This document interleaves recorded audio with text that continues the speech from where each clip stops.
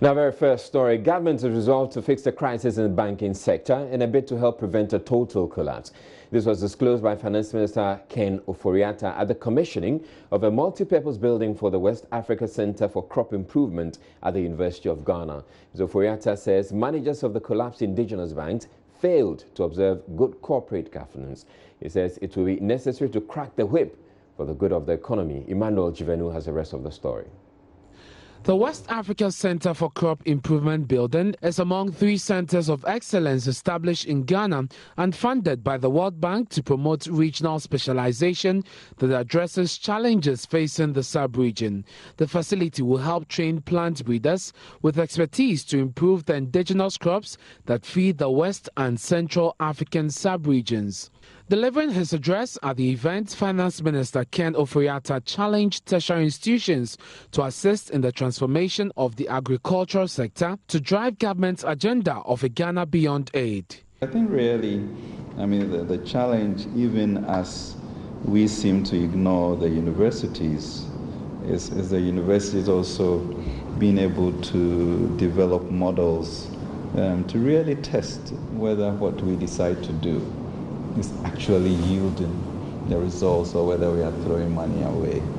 And that has to be independent of what government is doing, given a basic analytical way for us to be able to judge a lot better what we are doing. The Finance Minister also said government has resolved to fix the crisis in the banking industry in a bid to help prevent a total collapse. And it's going to take some courage, and you're going to break a few eggs in the process,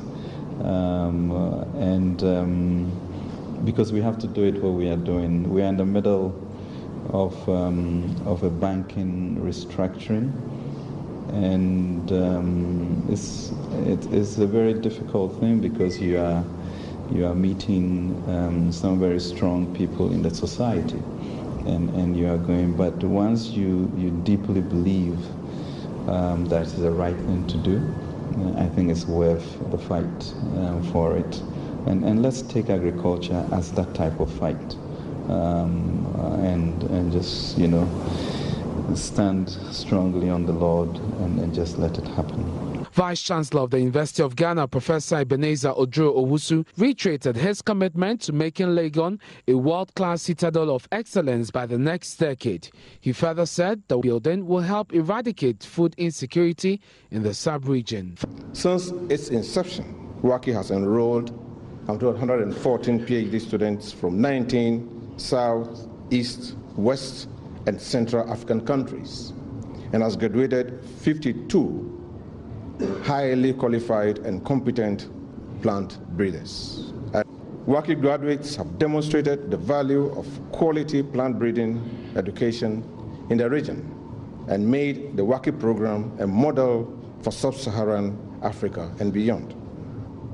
Against this background, in 2014, the West Africa Center for Crop Improvement was selected as one of the 19 Africa Centers of Excellence by the Association of African Universities. Funding Director of WACI, Professor Eric Yurenchi Dankwa, called on African governments to invest into research activities in finding solutions to the challenges confronting the continent. Historically, governments in Africa have not invested in research. You find around faculty who cannot access even $100 from anywhere in this country for research. And so I think governments have an important role to play by ensuring that faculty can access research grants. The $2.4 million facility houses offices, lecture rooms, bioinformatics platform, seed science laboratory, tissue culture laboratory, a library, conference and meeting rooms. The facility will see the increase in the training of world-class PhD training in plant breeding and MPhil in seed science and technology.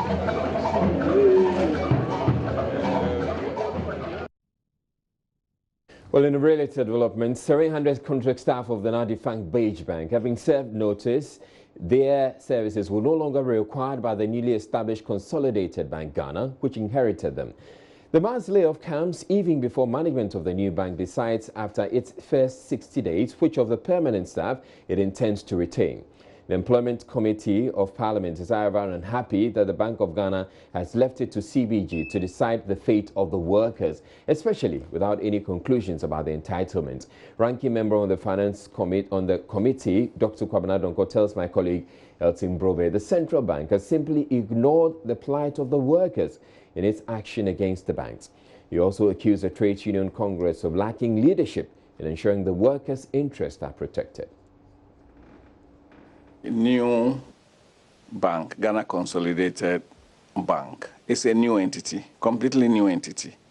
So the contract of employment was with either Sovereign Bank, with Unibank, or any of the other five. If that contract of employment has been terminated because they're now working for a new entity, the least we can do is to pay their severance packages. Ghana Consolidated Bank has indicated that they have 60 days to justify their being employed or being retained. And that after the 60 days, some of them will be put on contracts, and then a few of them will be employed. What happened to their years of service? So the right thing for the Ghanaian worker is for Bank of Ghana to ensure that their severance is paid. And then if Ghana Consolidated wants to employ some of them, that is a whole new contract. That's a whole new beginning. You see, the Ghanaian worker is being trampled upon. The Ghanaian worker is being a victim of a free market, laissez-faire economy and an economic philosophy. It is unfortunate. I haven't even heard much from TUC, not even TUC, on this. And the Ministry of Employment can be proactive, but it is not really the responsibility of the Ministry of Employment, really. It is the responsibility of TUC. It is the responsibility of the Ghanaian state. Unfortunately, Labour Commission can come in ideally when it's been petitioned.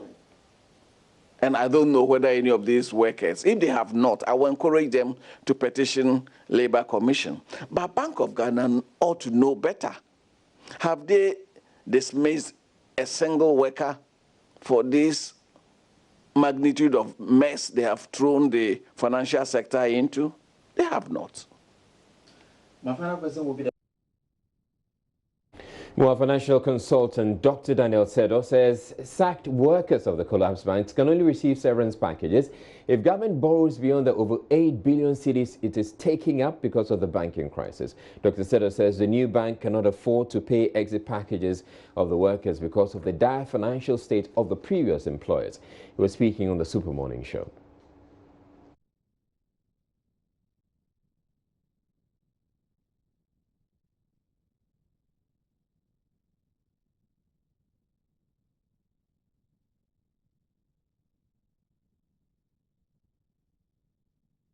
Well, sorry, we do not have that, but we have on the line right now Solomon Kote, who is with the Industrial and Commercial Workers Union, and he's going to be speaking to concerns by the ranking member on the Employment Committee of Parliament that essentially the TUC, or the Trades Union Congress, has done very little about this. Thank you for making time to speak with us, Mr. Kote. Now, you heard the ranking member on the Employment Committee, Dr. Kwabena Donko, who says that he's essentially chiding TUC for doing very little about the situation of the workers.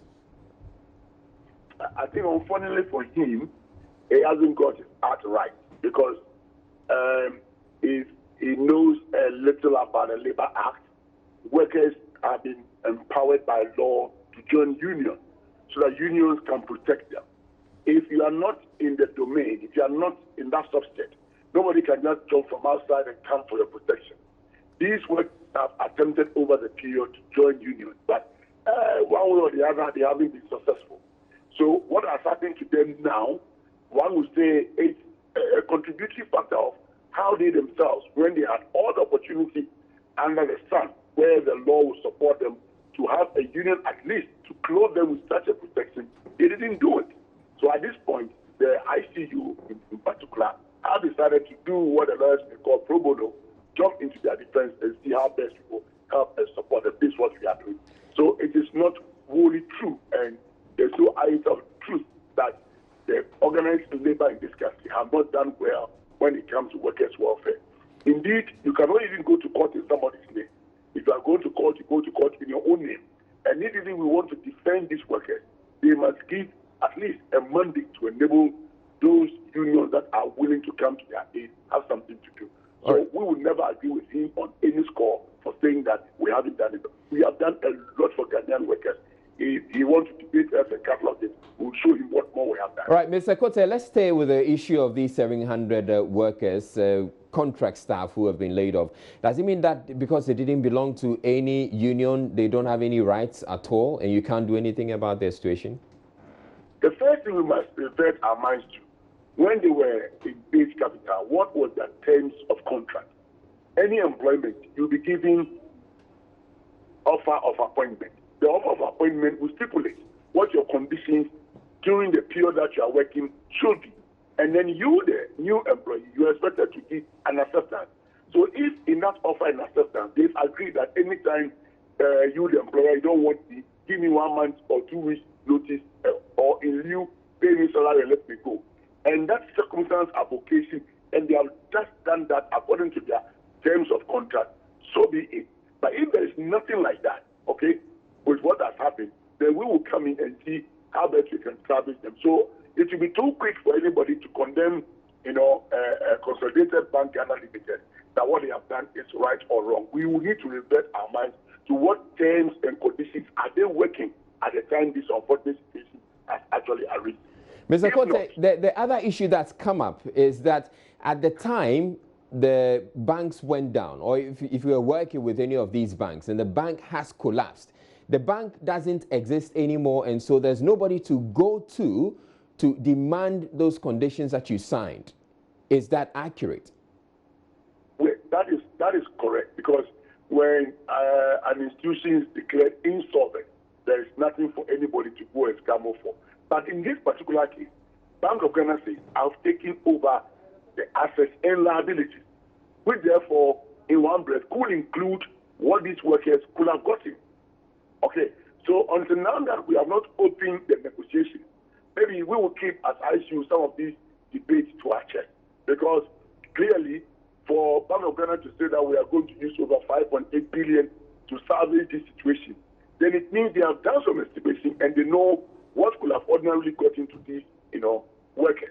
All right. And therefore, we will be arguing from that angle. All right. Thank you very much. Solomon Kote is with the Industrial and Commercial Workers Union. Let's return to our earlier story and what we heard, or the financial analyst who is saying that workers of the collapsed bank can only receive severance packages if government borrows beyond the over 8 billion cedis that it has already taken up.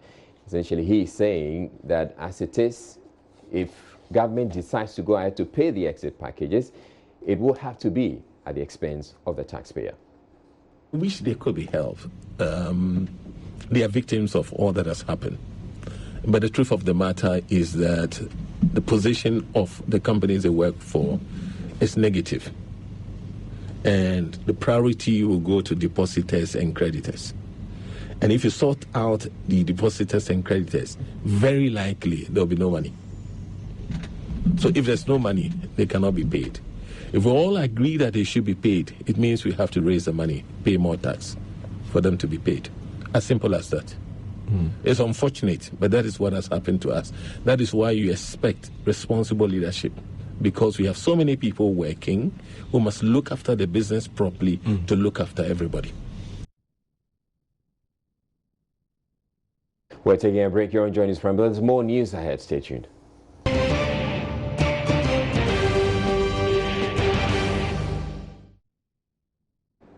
For the next 22 months, motorists using the Tema motorway roundabout will have to expect some delays due to some roadblocks. This is to make way for deep excavation works on a new 3-tier interchange.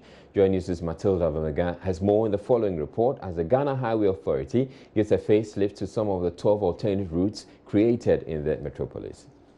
The blocking of the route approaching the Dowinya-Aflawu Road forms part of the first stage of work on the deep excavation works around the Tema motorway roundabout.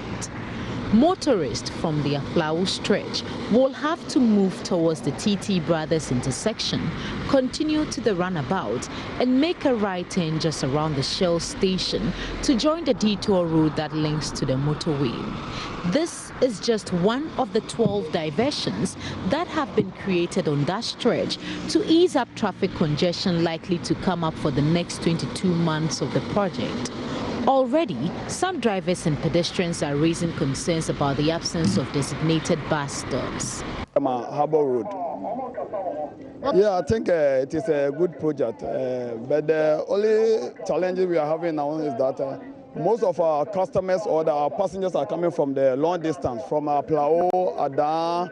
I mean, those are the Voltarians from the whole side there. And when they did the diversional road, they did not create any bus stop for the coming cars. So this is the only challenge we have. And if it is not done at the appropriate time, the drivers, we know most of us are, we have a Cathedral drivers among us. So definitely we need a bus stop so that it will not create inconvenience for the drivers going and coming drivers. Okay, it wasn't easy, but then I think it's an exercise. Oh, for the track, I think it's okay. The police are on the grounds. They are doing their work. Yes. A lot of people normally get down at the old bus stop and then they walk down to this place. And I think it's quite a challenge for them also. It was very easy for me to locate here. But the very first time the station was relocated, I was redirected by one of the contractors that the station is here. So it was a little bit messy because from my place to this place, it was a straightforward route. But like as I was coming, the way the driver was saying, I was even asking the mates where we were going to, but it was like they've diverted the route from the main road leading to Accra to this place. So the project coordinator, Engineer Joseph Yeboah, has been responding to some of the concerns raised. From Ashaman to Tema motorway, the road is in good condition. From Tema, from the motorway to Tema Township is also in good condition. Then from Tema to Aflawo, that's where we have a little challenge. But currently, the TT Brothers Steelworks DVLA road is also undergoing some facelift. Going to go around the detour roads and identify minor improvements and remedial works to carry out. And we'll go around with the contractor to ensure that the pedestrian walkway that we have created for them behind the fences are given a fair finish. The project involves the construction of a 2.1-kilometer 3-lane dual carriage with 730-meter underpass and an improvement on the 1.9-kilometer 2-lane dual carriage from the Ashaiman roundabout to the Harbour Road. The second stage of the project will see other access routes being blocked. For Joy News, Matilda Vamaga, Tema. Now, keep your focus and follow the road signs to avoid traffic on the Tema motorway roundabout stretch. That's an advice coming from the Motor Transport and Traffic Directorate to drivers. Chief Superintendent Joseph Usu-Bempa has been sharing some tips on some of the traffic signs motorists should look out for. The motorists, what they should look out for are the directional signs. They are clearly indicated with signs. If you cannot read, and there's a sign pointing to the right, you know that, and it's written Ashaman. You know that if you want to head to Ashaman, I'm to take right. That's why I don't need anybody to come and direct you. But if you are not too sure, please slow down. This is a built-up area. Don't overspeed. And we are also begging. It's not only, you see, road users are not only drivers, pedestrians. They are the most difficult. So if you see most of the traffic that you see have been caused by pedestrians because there are no zebra crossings, so they cross anywhere, and you can't go and hit the person. You must stop. So these are some of the causes. You see somebody crossing, you have to stop for the person to cross.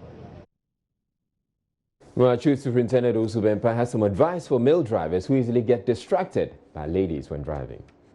Drivers who have been watching women, they should stop. When they see a beautiful on the road, instead of driving past, they want to slow down and watch. Sometimes they hit, and it's a serious. When you say sometimes they think it's a joke, it's not a joke at all.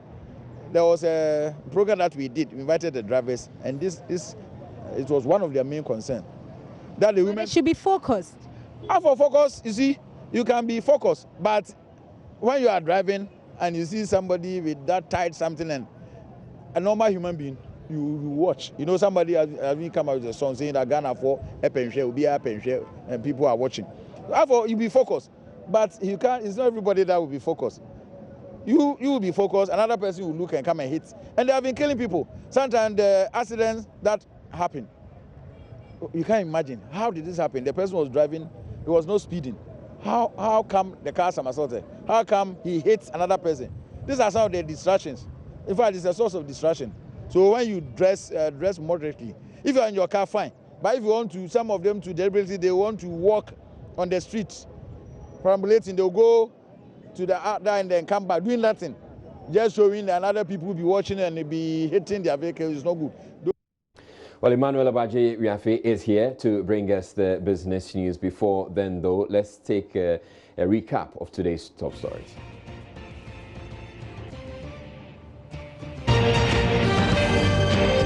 Government has justified its decision to evict some 9 judges from their current official residencies to make way for the construction of a national cathedral scheduled to be built in Accra.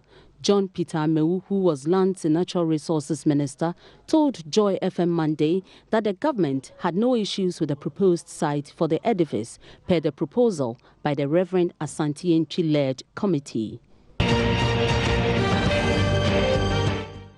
The new CEO of the Kolebu Teaching Hospital, Dr. Daniel Asare, says he will embark on a digitization drive as key strategy to deal with the no-birth syndrome, increase revenue mobilization, and deal with teething problems. He was speaking at a brief introductory ceremony on Monday. For the next 22 months, motorists using the Tema motorway roundabout will have to expect some delays due to some roadblocks. This is to make way for deep excavation works on a new 3-tier interchange. Employment Committee of Parliament is demanding immediate payment of severance for workers of the 5 dissolved banks.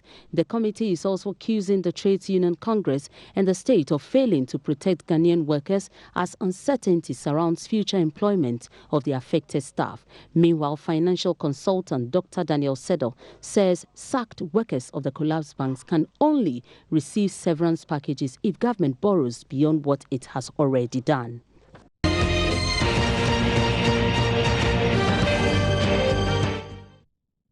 Well, that's the wrap for today's top stories. Emmanuel Abaji now brings you the business news. Thank you very much, Israel. Good evening. Welcome to Business Now. And the IMF has described recent reforms in the banking space as crucial in stabilizing the financial sector and restoring investor confidence. George Riafe has been engaging the country representative of the fund, Natalia Koliadina, and has the rest of the story. The Bank of Ghana earlier this month closed down 5 banks because they are said to have breached several banking regulations. This was similar to an action taken in August last year to close down UT and Capital Bank due to the fact that their liabilities were far more than assets. The IMF's latest support for the Bank of Ghana is coming after it had warned the central bank last year to take some measures to avert the challenge that has hit the sector. Speaking to Joy Business, the IMF country representative Natalia Koliadina tells Joy Business it is better late than ever. Well, the Bank of Ghana has taken measures to clean up the banking sector. And I'm not an expert in financial sector supervision, but I think that these issues probably have been accumulated over many, many years. And it is actually to the great benefit of the economy that the Bank of Ghana has been taking these very bold and decisive measures, because the soundness and the health of the financial sector are crucial for economic development and economic growth. It is very timely because the last thing that you would like to see is diminishing confidence in the banking sector. And the Bank of Ghana is working and has been doing it very well, maintaining confidence in the financial sector of Ghana. The IMF country representative also noted that the about 8 billion Ghana cedis spent by government to support the recent banking collapse can be classified as part of the public debt. This is government debt, yes, therefore it's going to be classified as government debt. At the same time, these are one-off costs which are necessary. So yes, these are the important measures that the government had to, these are the important steps that the government had to take, and it has taken it to make sure that the cleanup of the banking sector continues and successfully accomplished. That will have an implication on the program, because at the end of the year, initially, we were not factoring or looking forward to a 72% debt GDP ratio. George, let me repeat that these are one-off costs, and obviously at the beginning of the program we were unable to envisage those costs as they come up. Since they're one-off, we will take it into account assessing the program. For some industry experts, it is clear that the IMF has indeed been vindicated in terms of its warnings on the banking sector and what the regulator should have done to firmly prevent this. The recent regulatory action has come with some challenges, like the panic withdrawals that has hit most of the local banks in the country. Now, business operations at the Tema port were affected on Monday following a strike by the Ghana Institute of Freight Forwarders GIFs. Ebenezer Sabute, who monitored the situation, says although there was no congestion at the port, clearing procedures were slowed. Meanwhile, the Ghana Traders Union Association, GUTA, has also registered its support for the strike.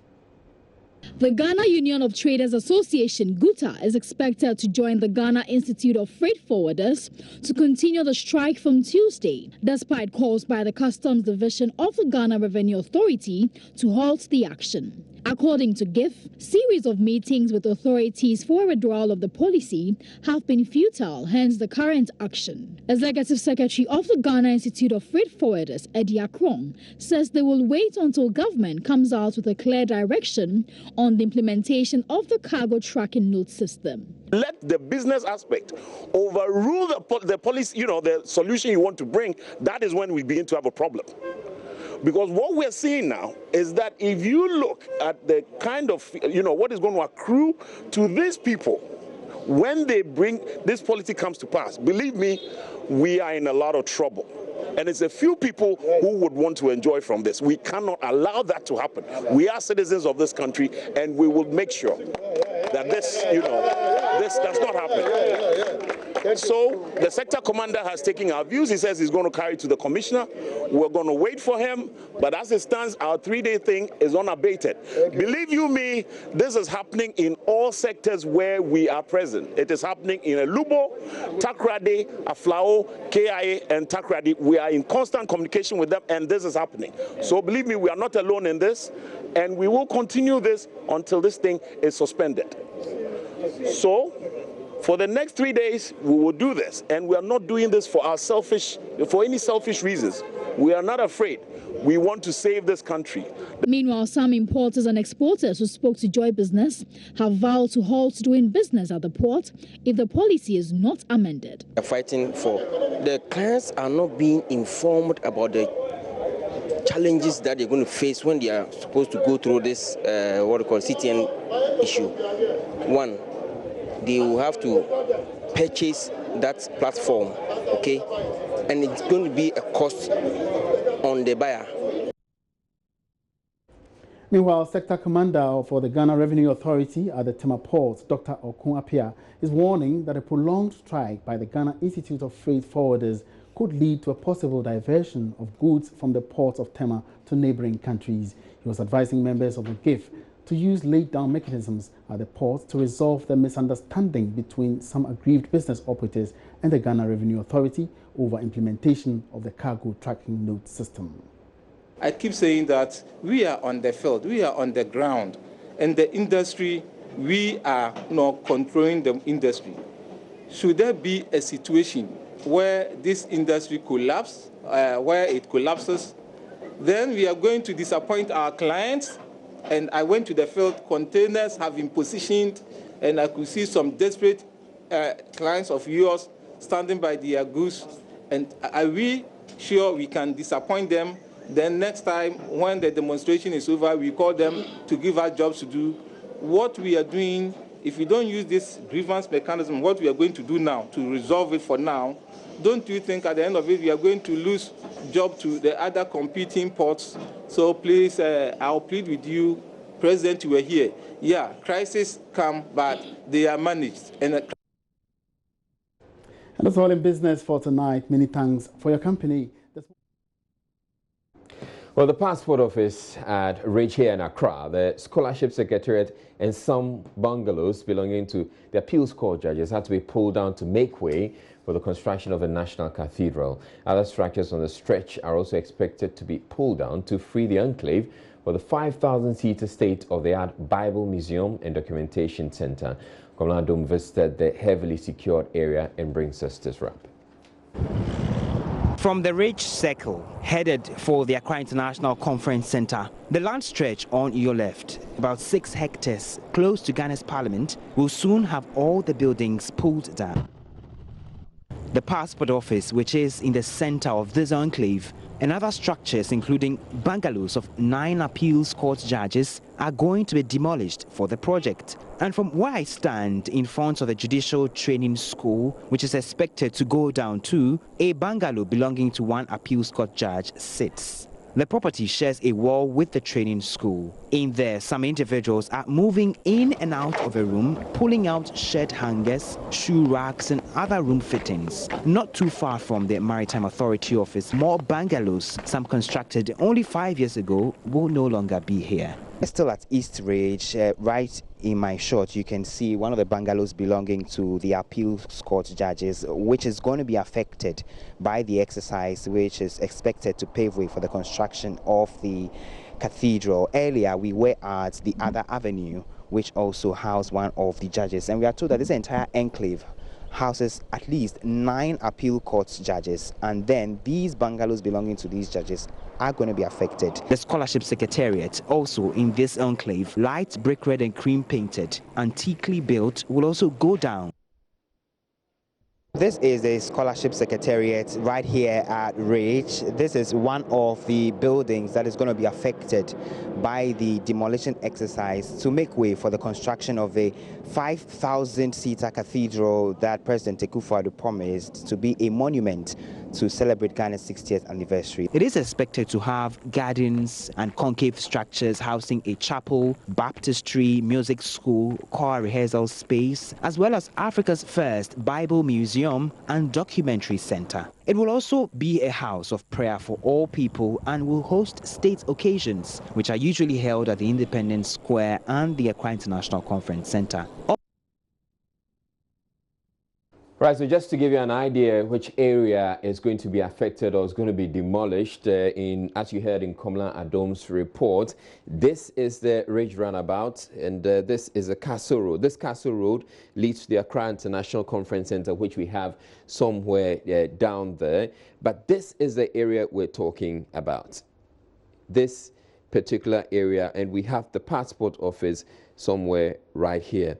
And these are the buildings that would have to go down to make way for the National Cathedral. Now, this has generated quite some traction on social media, and people are discussing. We went out there to speak to some members of the public who say they're not in favor of this idea of pulling down these buildings just to make way for the National Cathedral. Let's listen to them.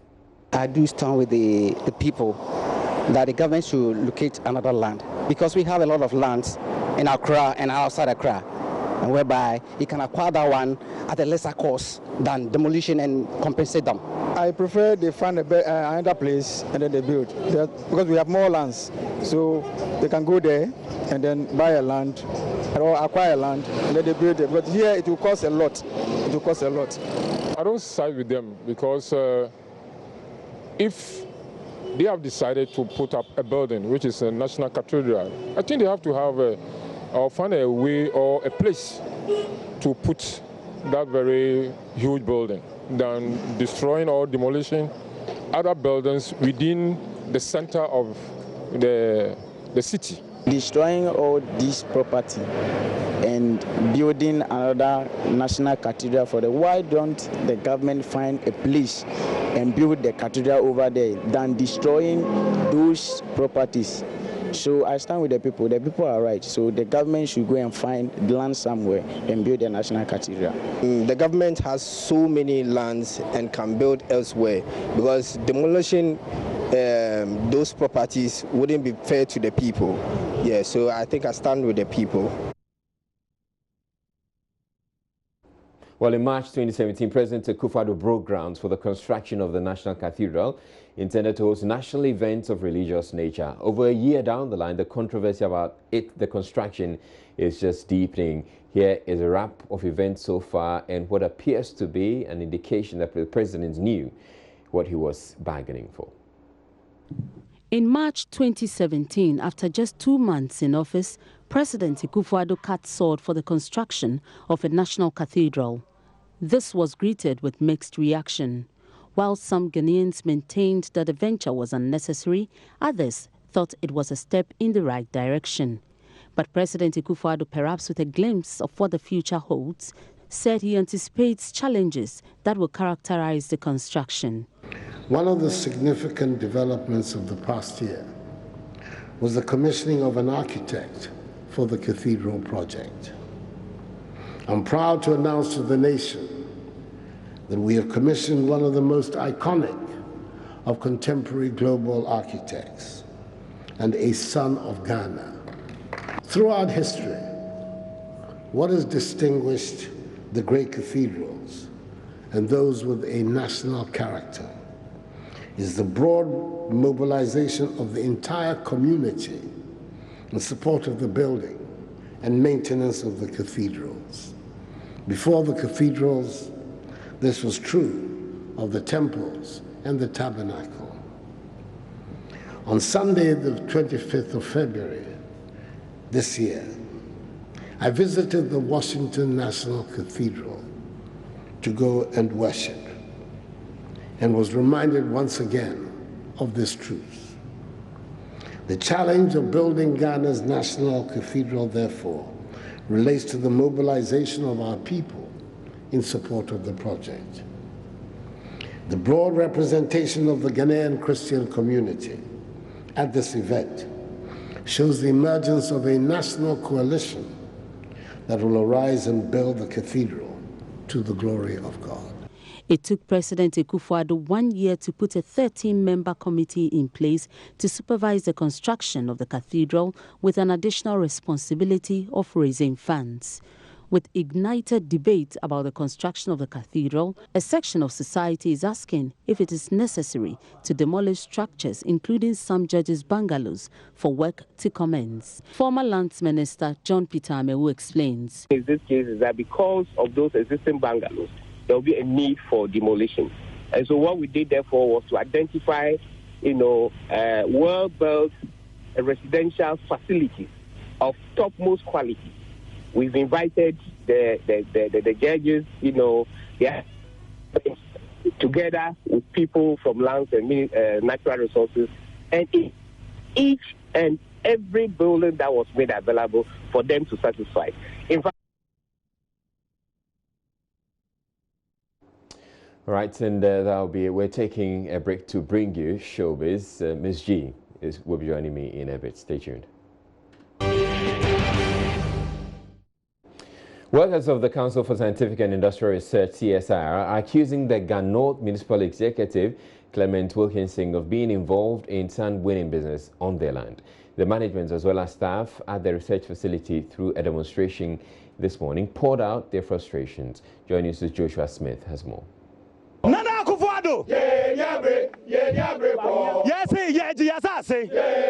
do here as something that goes far more than the shores of Ghana. It affects everybody in this country, because for each one of us, it doesn't matter how much you eat. If you don't bite a piece of meat, you know, or you keep saying that you haven't eaten. And so this is the only institution in the country that is mandated to do this sort of research to find a solution for our livestock industry. And so if you are destroying it as it is... What I want to add is the fact that this station is not only for the CSR Animal Research Institute. This station has the CSR Food Research Institute, CSR Crops Research Institute here. So when you think that you are attacking one, you are attacking the entire CSR. It transcends beyond animal research. It goes to food research and crops research. There is no choice between research and affordable housing or research and hospitals. We need both, or we need all the institutions. So you don't destroy one to establish another. This institution is the only such institution. The other time, Atomic Energy was doing a collaborative research with an institution in Kenya. They wanted brachiaria, what we are standing on now, what has been destroyed. And they couldn't find anywhere in the country. They had to resort to us so they can do cloning on it, tissue culture.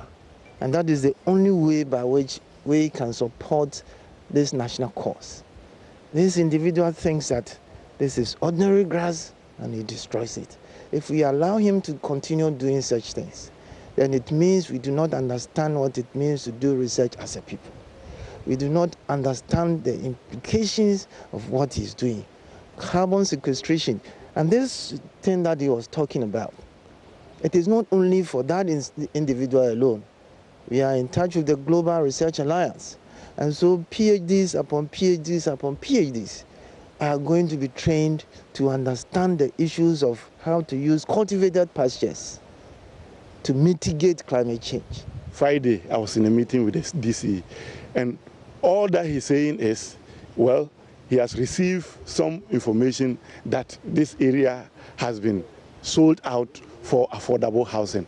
But as we had the discussion, he made me understand that he had been called to the ministry to come and answer. He will be given the directive to continue the work or to stop it. The new CEO of the Korle Bu Teaching Hospital, Dr. Daniel Asare, says he will embark on a digitization drive as a key strategy to deal with the no-bed syndrome, increase revenue collection, and deal with the teething problems of the facility. Speaking on the sidelines of a short ceremony to introduce him, Dr. Asare said already a new bed monitor has been appointed to deal with allocation of beds and ensure that patients spend few days on admission. An Esme News report. The Korle Bu Teaching Hospital, in spite of its status as a leading health facility in the country, is bedeviled with many challenges despite the many changes in administration. The appointment of Dr. Daniel Asare comes 2 months after Dr. Felix Anyao was relieved of his post and after a period of crisis with inadequate beds at the facility, something the new CEO intends to fix permanently through digitization. One of the things we are going to do, we have already appointed a bed monitor whose job it is to make sure that all available beds are brought into the picture so that patients can be moved in. We are going to improve patient transport system from one emergency to the wards. We are also going to make sure that patient bed days and the time the patient spent in the hospital are cut down. There are some patients who are chronic cases that lie on the bed for a long time, depriving others from having that. And above all, if the board gives us the go-ahead, we will digitize all the beds, and it will look like you have a dashboard in front of a nurse or manager who will see all the beds and see which one occupied, which is available, and we will even broadcast it with a dashboard in front of the accident emergency for the public to see how the occupancy rate. That if we say we are 100% occupied, people will understand. He also wants to use the tool of digitization to show up revenue and block leakages. There are about 30 to 35% of revenue that are not just leaked, uncollected, are private. So these are revenue that could have accrued to us, but it ends up somewhere. As some have suggested the country's topmost facility may need some expansion, Dr. Daniel Asari believes that may not be necessary. Here's why. The hospital is already a 2,000-bed hospital. You, instead of expanding and over-concentrating your activities in Korle Bu, rather than you open up the periphery and make other hospitals come up so that the pressure on Korle Bu will reduce. Meanwhile, the board wants the new CEO to ensure staff uphold high professional standards and provide quality health care. Dr. Okoboy is board chairman. Everybody comes, we do our things, and we get paid anyway. Nobody is rewarded extra or sort of reprimanded extra for output. So one of the first things we want to do with this chief executive is to have some performance contract. You come up with his the strategic deliverables or plan for the next 2 years. We know the key performance indicators that ought to be met. If you miss them, there are rewards. If you don't, we see how to go about it. With a frosty relationship witnessed between management and staff of the hospital in the past, what will be Dr. Asari's approach? Korle Bu staff are a cherished asset. Without staff, you don't have a hospital. So there's no way you can do anything without including them and seeking their opinion. They are with us and they are going to partner with us. Everybody is a stakeholder here. Ernest Minu for Joy News. Well, the Senior Staff Association has pledged support to the new CEO. President of the association, Charles Ofepao, says their checks reveal the new CEO has the capacity and experience to manage the facility. Board Chairman Dr. Okoboy says they expect the new CEO to set performance targets for the staff to ensure professionalism and the delivery of quality health care. Oh, he's highly welcome. Before we heard the rumors about his appointment, we did a few checks, and our checks prove that it's very good. He can handle Korle Bu, and we welcome him wholeheartedly. We know the task ahead is difficult, but we believe he will deliver.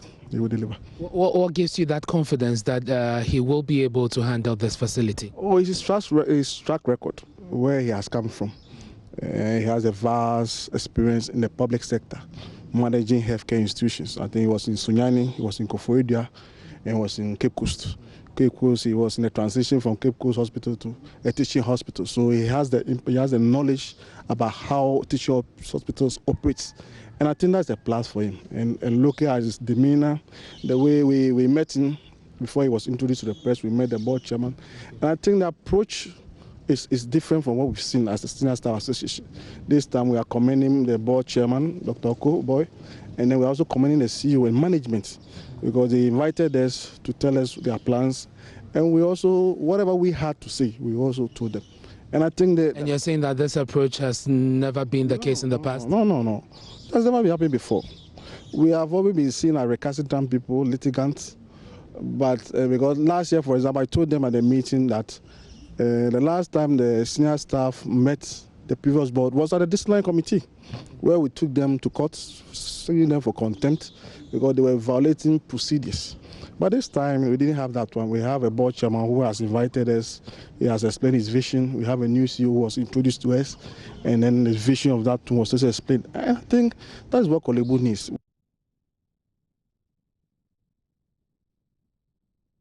The Upper West Regional Security Council has inaugurated a 5-member committee to look into disturbances in Nandom, which led to 2 persons being injured last Thursday. Chairman of the Upper West REDSEC, Suleiman Al-Hassan, said the committee has 14 working days to present its report. He warned those behind the clashes will be severely dealt with. Joy News' Upper West correspondent Rafiq Salam reports from Wa.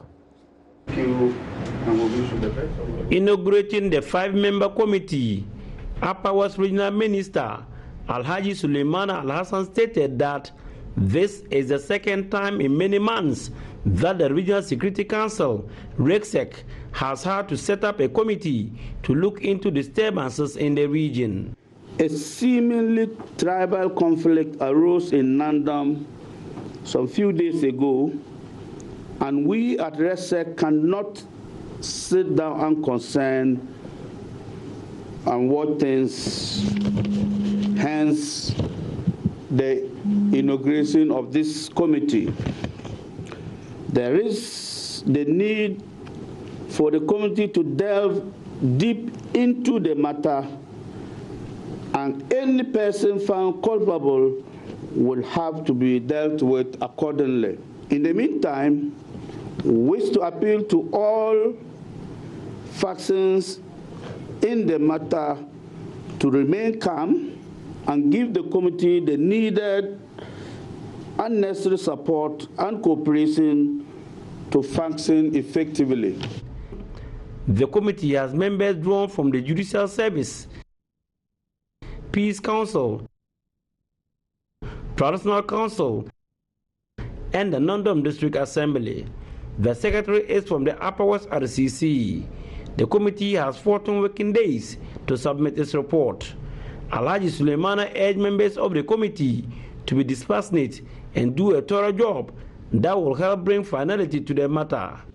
Terms and references of the committee.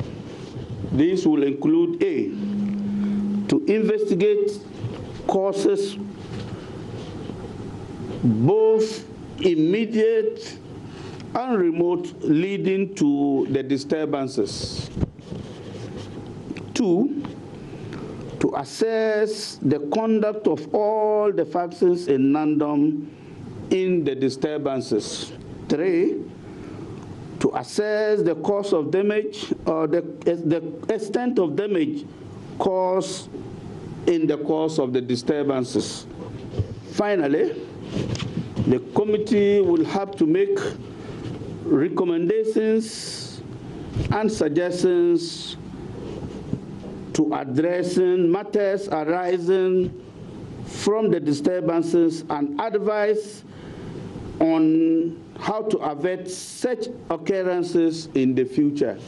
The 5-member committee is being chaired by His Worship Sidney Bremer. We promise to diligently and expeditiously discharge our duties as required of us.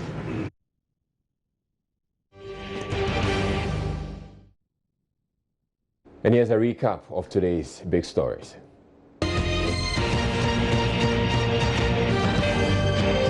Government has justified its decision to evict some 9 judges from their current official residencies to make way for the construction of a national cathedral scheduled to be built in Accra. John Peter Amewu, who was Lands and Natural Resources Minister, told Joy FM Monday that the government had no issues with the proposed site for the edifice, per the proposal by the Reverend Asante Nchi-led committee. The new CEO of the Kolebu Teaching Hospital, Dr. Daniel Asare, says he will embark on a digitization drive as key strategy to deal with the no-bed syndrome, increase revenue mobilization, and deal with teething problems. He was speaking at a brief introductory ceremony on Monday. For the next 22 months, motorists using the Tema motorway roundabout will have to expect some delays due to some roadblocks. This is to make way for deep excavation works on a new 3-tier interchange. Employment Committee of Parliament is demanding immediate payment of severance for workers of the 5 dissolved banks. The committee is also accusing the Trades Union Congress and the state of failing to protect Ghanaian workers as uncertainty surrounds future employment of the affected staff. Meanwhile, financial consultant Dr. Daniel Sedo says sacked workers of the collapsed banks can only receive severance packages if government borrows beyond what it has already done. Right, and that'll be all for the bulletin for today.